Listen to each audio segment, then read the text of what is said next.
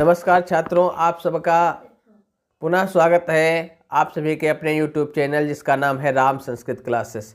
तो दोस्तों, हम लोग पढ़ रहे थे बिहार बोर्ड मैट्रिक एग्ज़ाम 2025 के लिए सब्जेक्ट संस्कृत पीयू संभाग 2, जिसमें हम लोगों ने प्रथमा पाठ से सप्तमा पाठ तक के सभी प्रश्नों के जितने भी ऑब्जेक्टिव या 2 अंक के महत्वपूर्ण परीक्षा उपयोगी प्रश्न हैं उन सब का अध्ययन कर लिया था।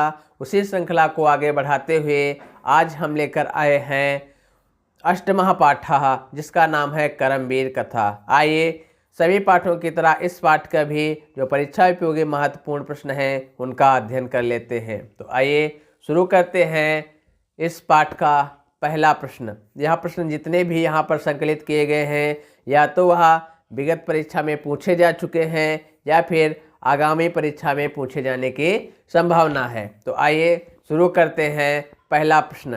पहला प्रश्न है, करमवीर कथा प्रस्तुत पाठ में किस वर्ग के ग्रामवासी की कथा है। तो प्रस्तुत जो कथा है जिसका नाम है करमवीर की कथा, तो यह समाज में दलित वर्ग, किस वर्ग के, दलित वर्ग की है।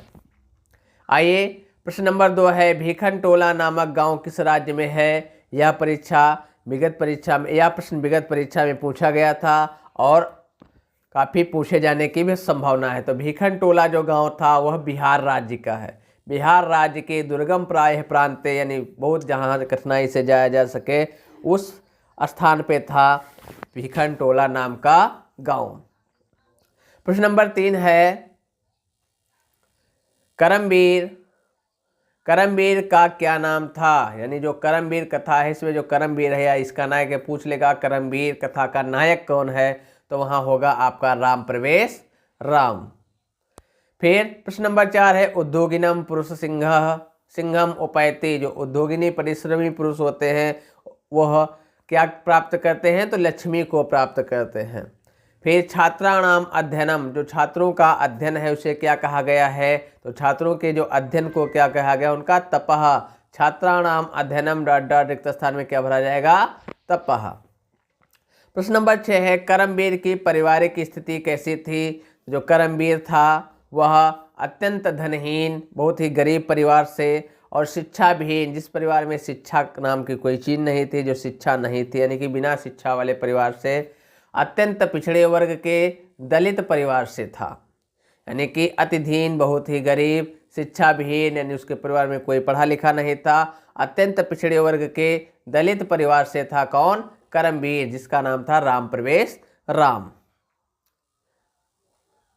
फिर प्रश्न नंबर 7 है कि भीखनटोला गांव से कोस मात्र दूर कैसा विद्यालय था। और जो बिहार राज्य के दुर्गम प्रांत में भीखनटोला नाम का गांव था उससे कोस मात्र दूर, कितनी दूर पर, 1 कोस मात्र दूर पर प्रशासन द्वारा स्थापित प्राथमिक विद्यालय था। कैसा विद्यालय था, प्राथमिक यानी प्राइमरी विद्यालय था। फिर उसी प्राइमरी विद्यालय में, प्राथमिक विद्यालय में किस प्रकार के शिक्षक आए, तो नई सोच एवं समाज में समरसता के रस्ते यानी नवीन दृष्टि संपन्न एक शिक्षक आए। एक वही सी प्राथमिक विद्यालय में एक नई सोच वाले, नवीन विचारधारा वाले और समाज में समरसता, यानी समाज में समरसता का मतलब हुआ कि यह वह समाज में ये नहीं देखते थे कि कौन ऊंचा है कौन नीचा है, कौन उच्च वर्ग से है कुछ नीचे वर्ग है, यानी समाज में सबको समान समझने वाले और नई दृष्टि संपन्न यानी नई सोच वाले एक शिक्षक आए। फिर जब वह शिक्षक आए तो एक बार क्या हुआ कि वह गांव देखने गए, भीखनटोला गांव देखने गए। प्रश्न नंबर है कि भीखनटोला गांव देखने कौन गया, तो वह जो प्राथमिक विद्यालय के शिक्षक महोदय थे, प्राथमिक विद्यालय के शिक्षक महोदय यानी जो प्राथमिक विद्यालय के शिक्षक थे वो एक बार भीखनटोला गांव गए। तो वहाँ जब गांव में देख गए तो वहाँ पर घूमते हुए या खेलते हुए एक बालक को देखा जिसका नाम था करमवीर। शिक्षक किसको देखे तथा उसके स्वभाव से प्रभावित हुए, तो जब खेलते हुए बालक को देखा तो उसके स्वभाव से प्रभावित हुए। तो शिक्षक किसको देखे, करमवीर, जिसका नाम था राम प्रवेश राम को देखा और उसके स्वभाव से प्रभावित हुए।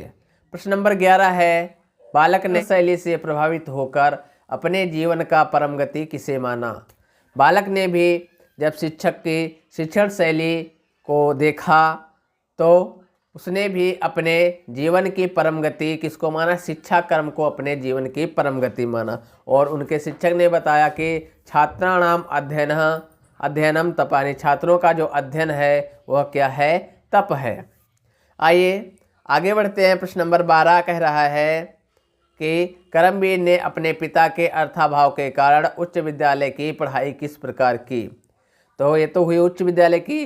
फिर जब प्राइमरी विद्यालय से पास हुआ तो उसे अग्रिम कक्षाओं में एडमिशन करवाने के लिए उसके पिता बहुत ही धनहीन थे, इसीलिए कहा पिता के अर्थाभाव, अर्थ माने रुपये के अभाव में के कारण उच्च विद्यालय की पढ़ाई किस प्रकार की। तो सरकार द्वारा जो उसको छात्रवृत्ति मिली और अपने से छोटे बच्चे जो थे उनको उसने ट्यूशन पढ़ा करके, ठीक है, ट्यूशन पढ़ा करके अपनी उच्च वर्ग की यानी उच्च विद्यालय की पढ़ाई की और सभी जगह प्रथम स्थान में पास होता गया। प्रश्न नंबर 13 कह रहा है करमवीर ने किस प्रकार उन्नत स्थान को प्राप्त किया, यानी कि महान स्थान को प्राप्त किया।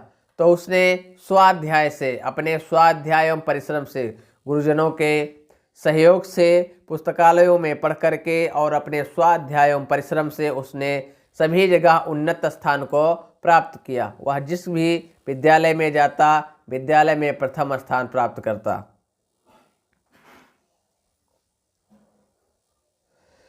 स्नातक की परीक्षा में उसे कौन सा स्थान मिला। जब उसने स्नातक की परीक्षा दी तो उसने विश्वविद्यालय में प्रथम स्थान मिला। वो पढ़ तो रहा था महाविद्यालय में, लेकिन उसने विश्वविद्यालय में टॉप किया। तो जब उसने विश्वविद्यालय में टॉप किया तो उसका जो विद्यालय का भी नाम था वह चर्चा में आ गया और उसका नाम सभी जगह गूंजने लगा कि राम प्रवेश राम ऐसा लड़का है जिसने विश्वविद्यालय में प्रथम स्थान किया है। इसके बाद उसने केंद्रीय लोक सेवा परीक्षा के साक्षात्कार किया, यानी केंद्रीय लोक सेवा परीक्षा जो यूपीएससी होती है उसको उसने पहली बार में ही पास किया। और उसका जब इंटरव्यू हो, साक्षात्कार, तो उसमें समिति के सदस्यों ने, यानी केंद्रीय लोक सेवा परीक्षा ने उसने जब पास किया तो जो इंटरव्यू होता है तो केंद्रीय लोक सेवा परीक्षा में साक्षात्कार में, यानी केंद्रीय लोक सेवा की परीक्षा में तो वह उत्तीर्ण हुआ। उसके बाद जो साक्षात्कार हुआ इंटरव्यू में जो समिति के सदस्य थे यानी कि इंटरव्यूअर, उनके किन गुणों से प्रभावित हुए। जब उन्होंने राम प्रवेश राम का इंटरव्यू लिया तो राम प्रवेश राम के किन गुणों से प्रभावित होकर उनको अच्छे अंक दिए। तो राम प्रवेश राम का पहला था, उसके पास बहुत ज़्यादा व्यापक ज्ञान था। उसने बहुत ज़्यादा स्वाध्याय किया और लाइब्रेरी, पुस्तकालय आदि में पढ़कर उन्होंने व्यापक ज्ञान इकट्ठा किया था। तो उसके व्यापक ज्ञान से प्रभावित हुए तथा उसके पारिवारिक परिवेश, जब उससे पूछा किस आप किस परिवेश से है, आपके माता पिता कैसे हैं, आप कहाँ से आए हैं, तो उसके पारिवारिक परिवेश से तथा उसके द्वारा किए गए परिश्रम और वो किस प्रकार से मेहनत करके या लोक सेवा आयोग की केंद्रीय लोक सेवा आयोग की परीक्षा प्राप्त किया है, ऐसे गुणों से प्रभावित हो गए जितने समिति के सदस्य थे और उसको पास किया, क्योंकि उसके पास व्यापक ज्ञान तो था ही और इंटरव्यू भी उन्होंने अच्छा किया और लोक सेवा की परीक्षा में भी वह प्रथम स्थान प्राप्त करता है। इसके बाद प्रश्न नंबर 16 है किसकी प्रतिष्ठा आज भी अपने प्रांत और केंद्र प्रशासन में विख्यात है। तो जो करमवीर थे राम प्रवेश राम, उसकी प्रतिष्ठा आज भी अपने प्रांत और केंद्र प्रशासन में विख्यात है।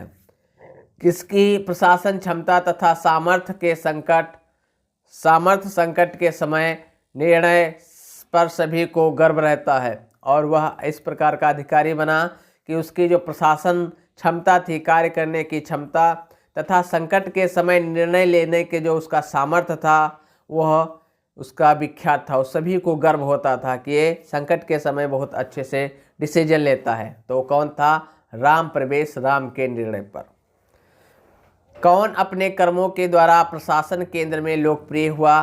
कौन अपने कर्मों के द्वारा प्रशासन केंद्र में लोकप्रिय हुआ? तो करमवीर राम प्रवेश राम जो था अपने कर्मों के द्वारा प्रशासन केंद्र में बहुत ही लोकप्रिय हुआ, लोग उसे चाहने लगे।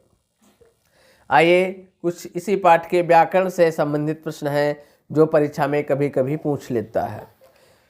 हमने व्याकरण तो इसका अलग टॉपिक रहेगा और पढ़ाया भी जाएगा, लेकिन इस पाठ से जो महत्वपूर्ण पद थे उनका हमने यहाँ पर लाए हैं। आइए देख लेते हैं। प्रश्न नंबर 19 है कि निम्न पदों का संधि विच्छेद करिए। जैसे पाठ्यस्मिन लिखा है तो इसका विच्छेद क्या होगा? पाठ्य जोड़ अस्मिन हो जाएगा पाठ्यस्मिन, पूर्व रूप संधि।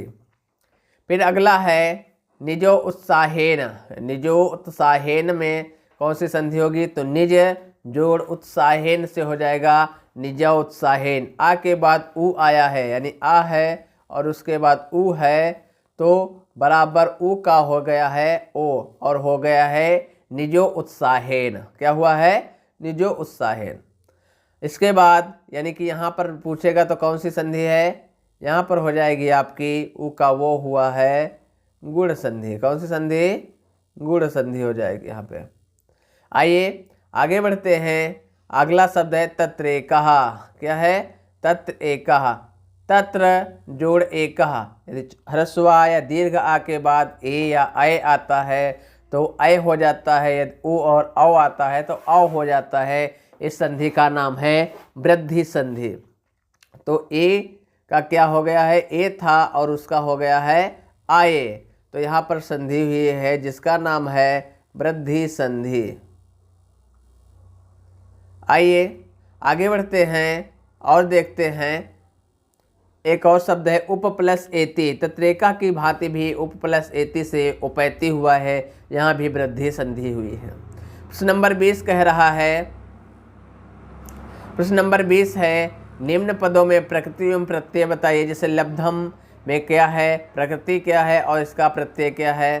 तो इसमें लभ धातु से ता प्रत्यय लगकर शब्द बना है लब्ध्यम। तो यहाँ पर कौन सा प्रत्यय? ता प्रत्यय। इसके बाद कृतवान शब्द है। कृतवान में क्री धातु से तवत प्रत्यय है और शब्द बन गया है कृतवान, तवत प्रत्यय। और संजाता में इसी तरह शब्द अगला है, पद है संजाता। संजाता में क्या है? सम उपसर्ग पूर्वक जन धातु से ता प्रत्यय मिलकर शब्द बना है संजाता। पूछ लेगा संजाता में कौन सा उपसर्ग है? तो सम उपसर्ग है, जन धातु है और ता प्रत्यय है। इस सम जो है क्या है? उपसर्ग है, जन धातु है, ता प्रत्यय है और शब्द बन गया क्या आपका? संजाता। नंबर 21 है विद्या एका। पद में संधि विच्छेद करिए। तो विद्या जोड़ एक हो जाएगा आपका विद्यायिका। यहाँ संधि है क्या? वृद्धि संधि। इसके बाद अगला शब्द है निम्न पदों में प्रकृति और प्रत्यय लिखिए। जैसे गृहीत्वा दे दिया, इसमें कौन सा प्रत्यय है और कौन सा पद है या धातु है? तो गृह धातु से त्वा प्रत्यय लगकर बन गया है गृहीत्वा। भेतव्यम में भे धातु और तव्यत प्रत्यय मिलकर क्या बन गया है? भेतव्यम।